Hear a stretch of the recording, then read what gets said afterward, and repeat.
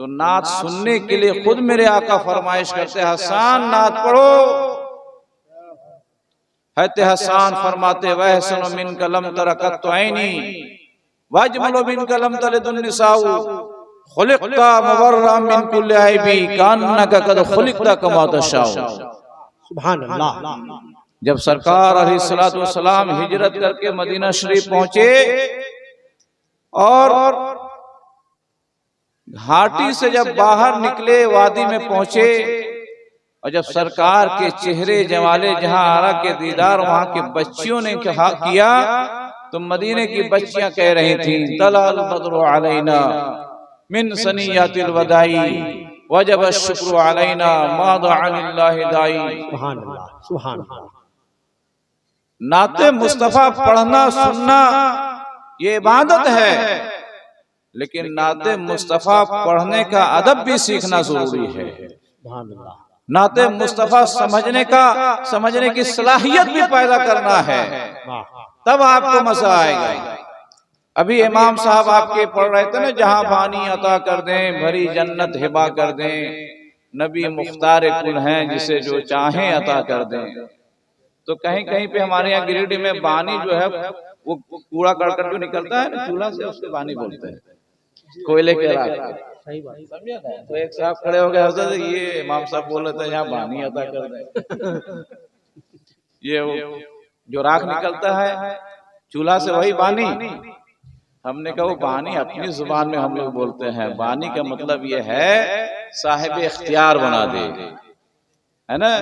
बानी कहते हैं जो बुनियाद रखने वाला होता है, जो वक्त का अपना बादशाह होता है, जो वक्त का इख्तियार रखने वाला साहिब इख्तियार बना दे। ये है मतलब जहां बानी अता कर दें भरी जन्नत हिबा कर दें, नबी मुख्तार कुल हैं जिसको जो चाहें अता कर दें। सुभान अल्लाह। तो शेर समझने की सलाहियत तो होनी चाहिए। ना आज हम पढ़ते हैं ना बच्चों को पढ़ाते हैं, ना हम नमाज पढ़ते हैं ना अपने बीवी को नमाज पढ़ने के लिए बोलते हैं। सरकारे दो आलम सल्लल्लाहु तआला अलैहि वसल्लम ने जिस नमाज के लिए कहा कि नमाज मेरी आंखों की ठंडक है, नमाज पढ़ोगे जरियों में मेरे मुस्तफा की आंखों को ठंडक पहुंचेगी में। सुभान अल्लाह, सुभान अल्लाह। जिस रसूल ने कहा कि नमाज मोमिनों की मेराज है, सरकार की मेराज ये कि लामका तक पहुंचे, और हम गुलामों की मेराज ये कि मस्जिद में जाके नमाज पढ़ें। मोमिन की मेराज नमाज है और दीन का सुतून भी है। जिसने नमाज को छोड़ा उसने दीन के सुतून को तोड़ा, दीन के बुनियाद को हिला दिया। इसलिए मस्जिद बनाने वाले, अभी सेक्रेटरी साहब बोल रहे थे आपके अंजुमन के कि 3000 स्क्वायर फीट छत की ढलाई हुई है। हमने कहा मस्जिद तो बड़ी आलीशान आपने बनाई है, अपने आका की सुन्नत को आपने जिंदा किया है। मेरे आका अलैहिस्सलातु वस्सलाम जब मक्का से हिजरत करके मदीना शरीफ तशरीफ लाए थे तो मकामे कुबा में ठहरे थे, गालिबन 14 दिन या 18 दिन या 22 दिन। तो वहां पे आपने पहली मस्जिद इस धरती के ऊपर सरकार ने पहली मस्जिद कुबा की बुनियाद डाली थी, मस्जिद कुबा की तामीर आपने फरमाई थी। अल्लाह समझ। आप सोच सकते हैं मस्जिद बनाना सरकार की सुन्नत है, आका का तरीका है। और फिर जब सरकार दो आलम सल्लल्लाहु तआला अलैहि वसल्लम अबू अय्यूब अंसारी रज़ियल्लाहु ताला अन्हु के घर पे जलवा फरोज हुए तो वहां पे एक कता जमीन, कुछ हिस्सा जमीन का आपने खरीदा, जो 2 यतीम बच्चे की जमीन थी जिसका नाम सुहेल और साहिल, इस तरीके कुछ नाम था। उन बच्चों से कीमतन आपने जमीन खरीदा। हालांकि बच्चों ने कहा कि बगैर कीमत के आप जमीन ले लीजिए, लेकिन सरकार दो आलम सल्लल्लाहु तआला अलैहि वसल्लम ने कीमत देकर के जमीन खरीदी और मस्जिद नबवी की बुनियाद पहली मस्जिद नबवी की पहली ईंट सरकार दो आलम ने अपने हाथ से रखी, सुभान अल्लाह। और दूसरी हज़रत सिद्दीक़ अकबर रज़ियल्लाहु ताला ने रखी और उसपे पत्थर है तो उम्र फारूक रज़ियल्लाहु ताला ने लगाया।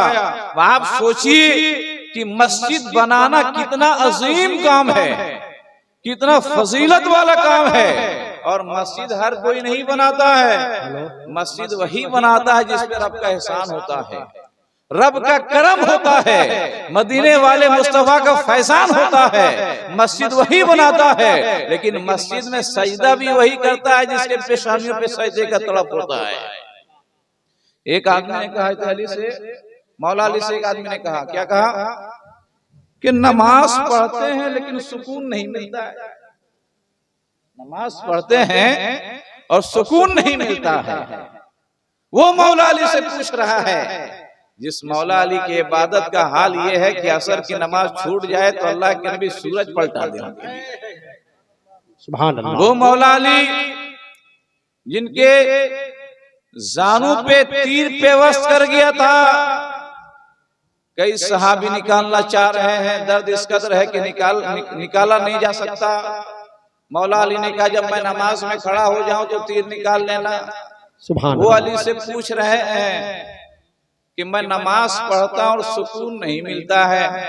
तो मौला अली ने क्या कहा कि नमाज सुकून से पढ़ा करो, नमाज सुकून से पढ़ा करो,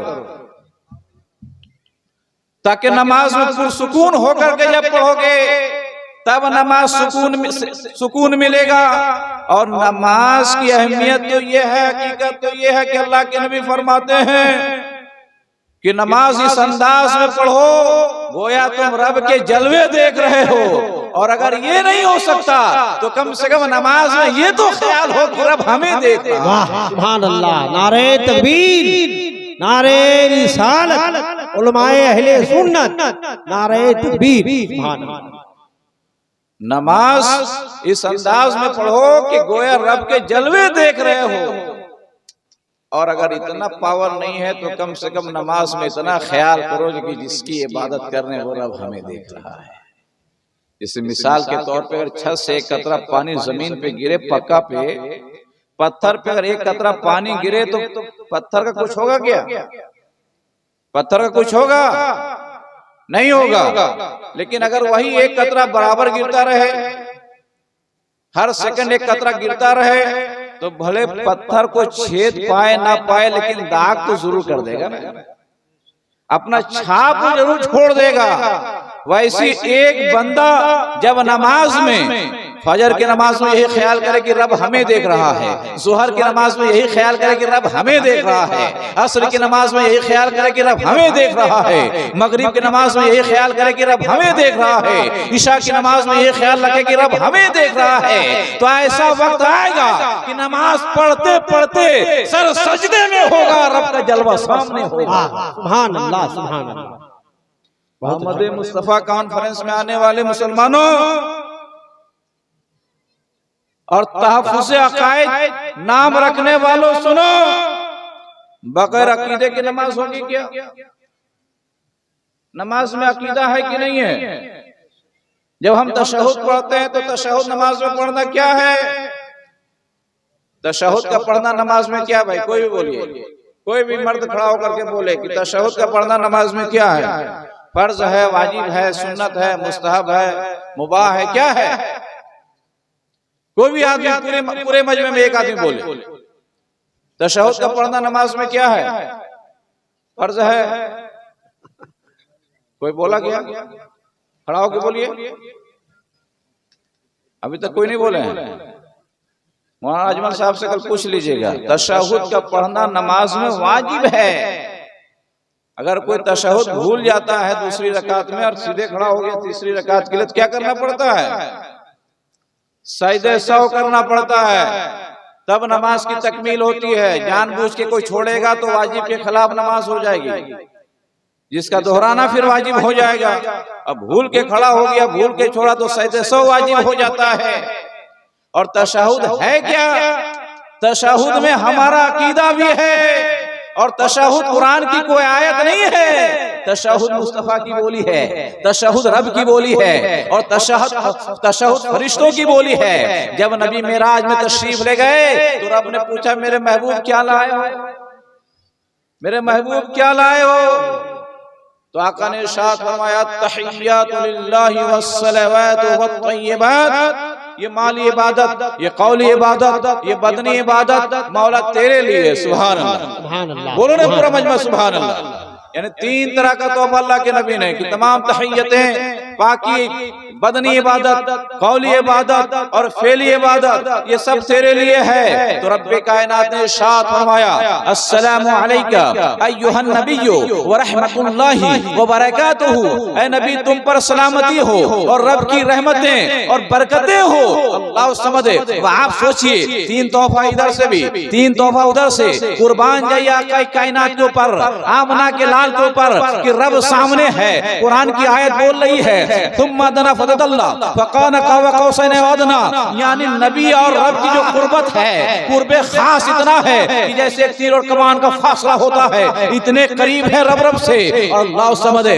ऐसे मौके पे जब रब ने कहा था अस्सलामु अलैका अय्युहन नबिय्यु व रहमतुल्लाहि व बरकातुहु, ऐ नबी तुम पर सलामती हो, रब की रहमतें हो, रब की बरकतें हो। ऐसे मौके पे आमना के लाल ने हम गुनहगारों को भुलाया नहीं, बल्कि आप फौरन इरशाद फरमाते हैं अस्सलामु अलैना व अला इबादिल्लाहिस सालिहीन, यानी हम पर भी सलामती हो और तेरे नेक बंदों पर भी सलामती हो। नारे तकबीर, नारे रिसालत, जश्न आमद मुस्तफा कॉन्फ्रेंस, नारे तकबीर।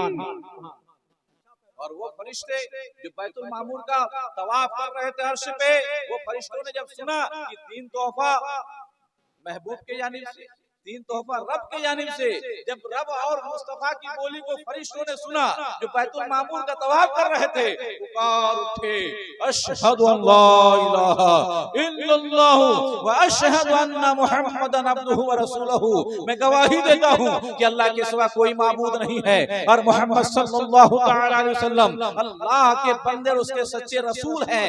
यही तो तशहुद है जिसका पढ़ना नमाज में वाजिब है। अल्लाह समझे। इसी तशहुद में नबी पर हम सलाम भेजते हैं, अस्सलामु अलैका अय्युहन नबी, ए नबी तुम पर सलामती हो। जबकि बोली रब की है, सलाम हम नमाज में भेज रहे हैं। तो जब नमाज में सलाम हम भेजते हैं तो नमाज से बाहर भी भेजते हैं, कभी खड़े होकर के भेजते हैं, कभी अकेले में भेजते हैं, कभी रात की तन्हाइयों में, कभी मस्जिदों में, कभी अपने हुजरे में, कभी खेत और खलियारों में, और कभी सब मिल करके नबी पर सलाम भेजते हैं ताकि ना जाने नबी के बारे में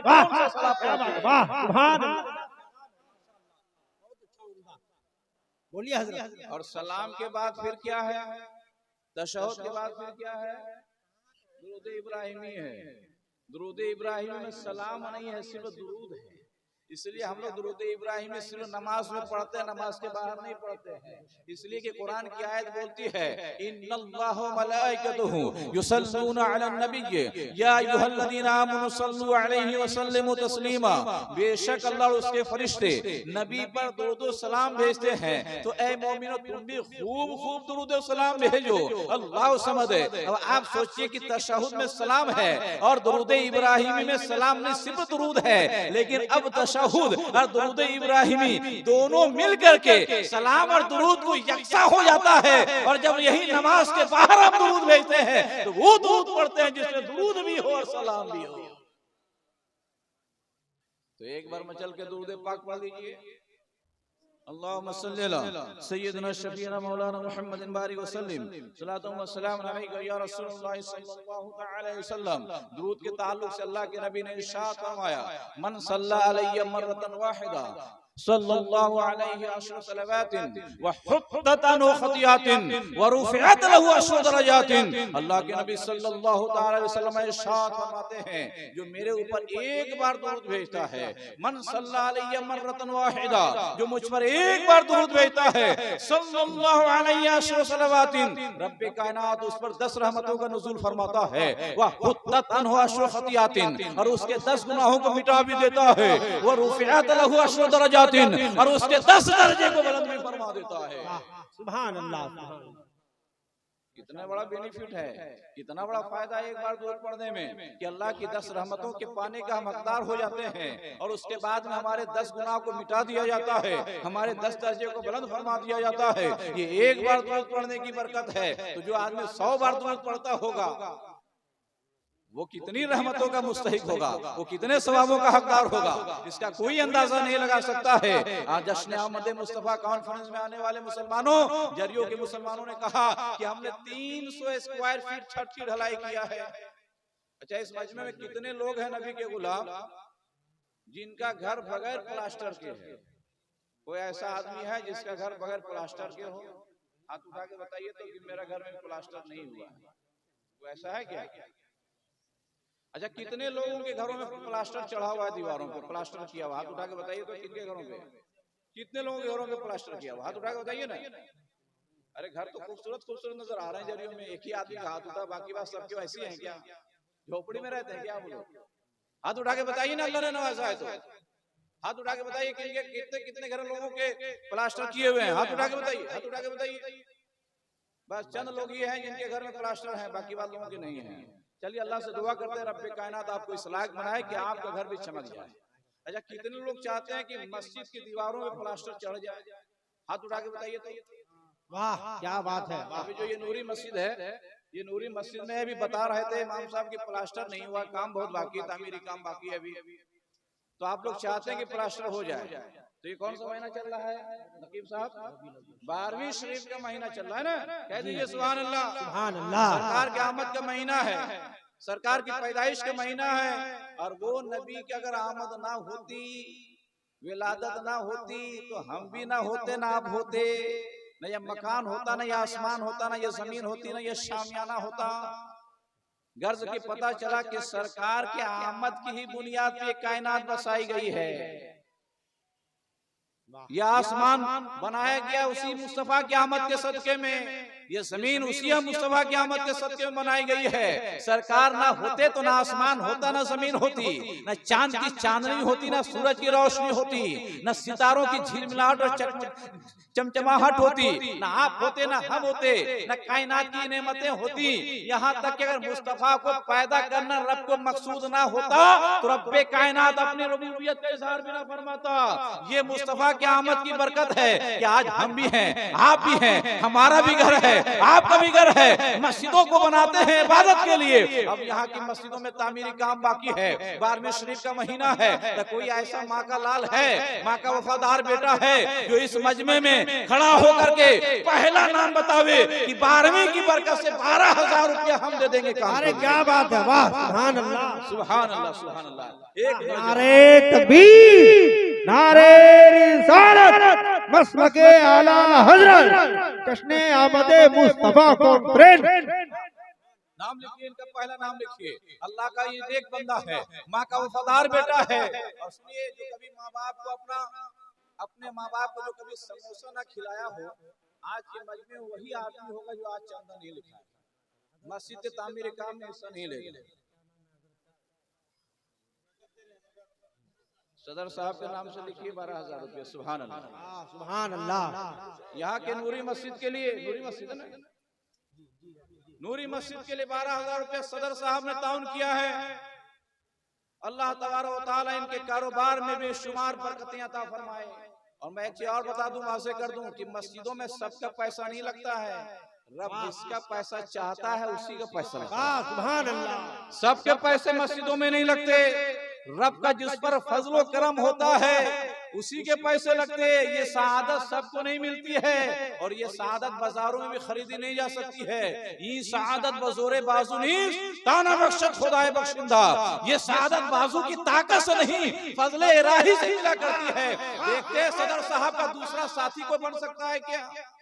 पूरे मजमे में कोई ऐसा माँ का वफादार बेटा जो इसका साथी बन जाए कयामत में, ताकि कह सके कि एक आलिम दीन ने मस्जिद के प्लास्टर के लिए 12,000 कहा था, तो सदर साहब ने अपना हाथ उठाया तो उनका साथी हम बन गए थे। पूरे मजमे में कोई ऐसा वफादार बंदा है अल्लाह का? 12वीं शरीफ के मौके पे 12,000 रुपये मस्जिद के तामीर के लिए दे सकता हो, लिखवा ले आकर के अपना नाम, ताकि उनके अगर माँ बाप जिंदा हो तो उनकी जिंदगी, उनकी उम्रें बढ़ जाए, और अगर इंतकाल कर गया हो तो उनको जन्नत में आला से आला मकाम मिल जाए। आमीन। कोई ऐसा बंदा है पूरे मजमे में जो 12,000 रुपये लिखवा सकता हो आकर के? पूरे मजमे में कोई माँ बाप का वफादार बेटा खड़े होकर के, कोई ऐसा बंदा है जो आकर के यहाँ पे अपना नाम दर्ज करा सकता है कि 12,000 रुपये हम दे देंगे मस्जिद की तामीर के लिए? अल्लाह तबारक व तआला जिसको नवाजा है जिसको नवाजता है, अगर वो चाह ले, और कितने लोग ऐसे होंगे इस गांव में, इलाके में, कि अगर चाह ले तो अकेले बैठ करके पूरी मस्जिद की तामीर करा दे। लेकिन क्योंकि अल्लाह तबारक व तआला ने मस्जिद के लिए, मदारिस के लिए ऐसा सिस्टम बना दिया है कि कोई एक आदमी नहीं, सब लोग मिल करके चलाते हैं। कभी आपने सुना मौलाना महबूब साहब अपने घर के लिए चंदा किए हो? मौलाना अजमल मिसाई साहब ने कभी चंदा किया हो? हाफिज अब्दुल्ला साहब ने कभी अपने घर के लिए चंदा किया हो? हाफिज गुलाम सरवर साहब ने अपने घर के लिए कभी चंदा किससे मांगा किया? चंदा नहीं मांगा इन्होंने, अपनी मेहनत से बनाया। चंदा रब के घर के लिए फिर क्यों, जब ये अपने घर के लिए चंदा नहीं कर सकते? मिसबाही साहब अपने घर के लिए चंदा नहीं कर सकते, मोहतमीम साहब अपने घर के लिए चंदा नहीं कर सकते, तो फिर रब के घर के लिए चंदा क्यों? इसलिए कि मस्जिद नबवी चाहते तो उस्मान ज़ुन्नूरैन के लिए अपने पैसे से तामीर करवा देते, लेकिन अल्लाह के नबी ने फरमाया नहीं, सारे सहाबा को इस मस्जिद के तामीरी काम में हिस्सा लेने का मौका दो, ताकि कयामत तक इसकी बरकतें उनको मिलती रहे। कोई ऐसा बंदा है जो खड़ा होकर के बोल दे कि 12,000 रुपया हम मस्जिद, सुभान अल्लाह। देखिए मुखिया साहब हमारे इस गांव के हैं, इन्होंने कहा 12,000 रुपया हम दे देंगे। माशाअल्लाह माशाअल्लाह, अल्लाह ताला इनके इल्म में, उम्र में, अकीदे में बेशुमार बरकतें अता फरमाए, आलो औलाद की जिंदगी में अमन सुकून अता फरमाए, परेशानियों पे सजदे की तरफ अता फरमाए। 12,000 रुपये इन्होंने सदर साहब ने दिया और गांव के मुखिया ने दिया। अब मैं आपको 12,000 नहीं, खाजा पिया के नाम पे 7,786 रुपये कोई दे सकता है क्या? यहाँ पे वाह सुभान अल्लाह, के तामीर के लिए 7,786 रुपया कोई दे सकता है क्या?